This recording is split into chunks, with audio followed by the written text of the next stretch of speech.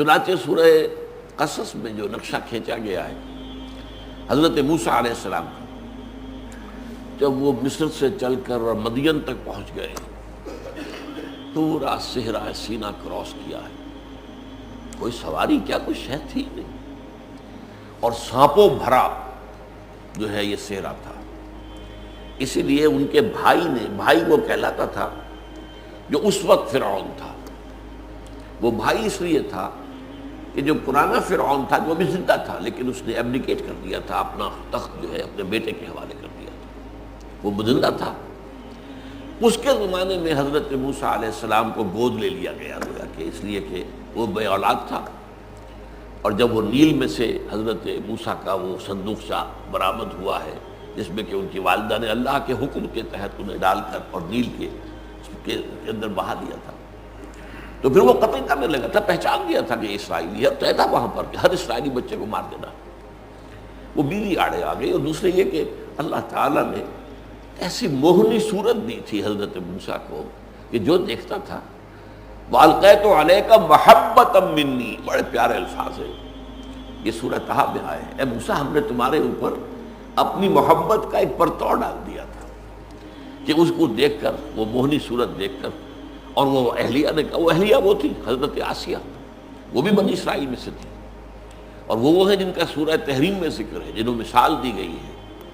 کہ اللہ تعالیٰ نے مثال دی ہے اہل ایمان عورتوں کے لیے آسیہ کی، امرأۃ فرعون۔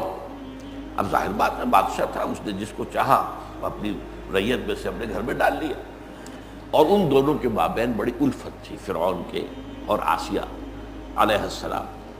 انہوں نے کہا مت قتل لا تقتلوہ قرۃ عین لی ولک، دیکھو یہ میرے اور تمہاری آنکھوں کی ٹھنڈک رہے گا تو ہم اسے شاید بیٹا ہی بنا لیں، ہمارے ہاں بیٹا نہیں ہے۔ باہر وہاں محل میں پلے، اس کے بعد فرعون کے بھی بیٹا ہو گیا، اب یہ دو گویا کہ دو بھائی ہو گیا، تو بھائیوں کی طرح پرورش پائی۔ اس کے بعد فرعون نے تخت چھوڑ دیا، تو اب یہ بھائی جو تھا، جو اس طریقے سے بنا ہوا بھائی تھا، وہ تخت پر تھا۔ اور ہمارا قرآن مجید کا بیان تو اور ہے کہ حضرت موسیٰ علیہ السلام خود جب انہیں ایک مخبر نے یہ خبر دی کہ اے موسیٰ تمہارے قتل کے مشورے ہو رہے ہیں، ان الملأ یأتمرون بک لیقتلوک، تو بھاگ جاؤ یہاں سے،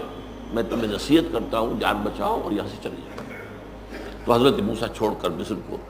اور صحرائے سینا کی طرف گئے، اور پھر پورا سینا کراس کیا۔ لیکن 10 کمانڈمنٹس کے نام سے جو پکچر بنائی گئی ہے یورپ میں، وہ تورات کے بیان پر ہے۔ ظاہر بات ہے کہ وہ تو تورات کو مانتے ہیں نا، تورات کے اور قرآن کے بیان میں تھوڑا فرق ہے۔ تو اس میں یہ ہے کہ اسی چھوٹے بھائی نے، فرعون نے اپنے چیریٹ میں، وہ جو ان کا ہوتا تھا سواری، ان کو سوار کرایا ہے اور لا کر صحرا کے کنارے چھوڑ دیا ہے، اور بڑی نفرت کے ساتھ کہا ہے جاؤ اب سانپوں پر نبوت کرو۔ اب تمہاری نبوت جو ہے وہ انسانوں پر نہیں، یہ صحرا کے اندر جو سانپ ہے ان پر جاؤ نبوت۔ بہرحال اب وہ سارے صحرا کو عبور کر کے پہنچے ہیں، اور مدین کے پانی کے کنویں کے اوپر جا کر آپ نے وہ واقعہ پڑھا ہوگا، تھکا ٹوٹا آدمی، بھوکا اور پیاس سے لمبا سفر۔ اب وہ وہاں انہوں نے دیکھا کہ 2 لڑکیاں کھڑی ہوئی ہیں، اپنے ریوڑ کو روک رہی ہیں، وہ بھیڑیں بکریاں دوڑتی ہیں پانی کی طرف، اب وہ انہیں روکتی ہیں۔ یہ گئے کیا معاملہ ہے، آپ کیوں نہیں پانی پلاتے؟ انہوں نے کہا کہ ہمارے والد بوڑھے ہیں، اور یہ جو چرواہے ہیں یہ سخت دل ہیں، یہ ہمیں روکتے ہیں، تو جب تک یہ اپنی بھیڑوں کو، اپنے ریوڑوں کو پانی پلا کر نہ چلے جائیں ہم نہیں پلا سکتے۔ حضرت موسیٰ جلالی مزاج کے آدمی تھے، گئے اور ان کو ایک ادھر مارا ایک ادھر مارا، ہٹایا اور پھر پانی کھینچ کر کنویں سے ان کو پلایا۔ اب وہ چلی گئی ریوڑ لے کر، اپنے والد کو بتایا۔ اب والد کا پیغام لے کر جب آئی ہیں ان میں سے ایک، اس کے لیے قرآن میں الفاظ، اس کے لیے میں نے سارا واقعہ ہی آپ کو سنایا ہے۔ حضرت موسیٰ کی حالت اس وقت کیا تھی؟ ان کو پانی پلا کر پھر جا کر ایک درخت کے نیچے بیٹھ گئے، جو دعا انہوں نے اس وقت مانگی ہے، رب انی لما انزلت الی من خیر فقیر، اے اللہ میں تو تیری ہر اس خیر اور خیرات کا مستحق ہوں جو تو میری جھولی میں ڈال دے۔ یہ فقر کی انتہا ہوتی۔ ایک فقیر ہوتا ہے وہ کہتا مجھے روپیہ ہی لینا ہے، میں نے 5 روپے لینے ہیں، نخرا کرتا ہے، اور ایک جوڑ ڈال دے، ڈھیلا ڈال دے میری جھولی میں، تو میں اس کا بھی محتاج ہوں، میرے پاس تو کچھ ہے ہی نہیں، میرا کوئی جاننے والا نہیں، پہچاننے والا نہیں، اس ایک اجنبی جگہ پر میں آ گیا ہوں، میرے پاس کوئی ذریعہ نہیں۔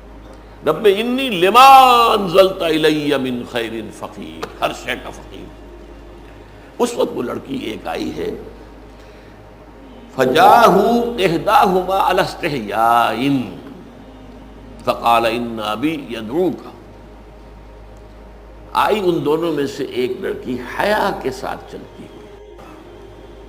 اب یہ چلنے میں بھی عورت کی حیا ہے۔ حیا جو ہے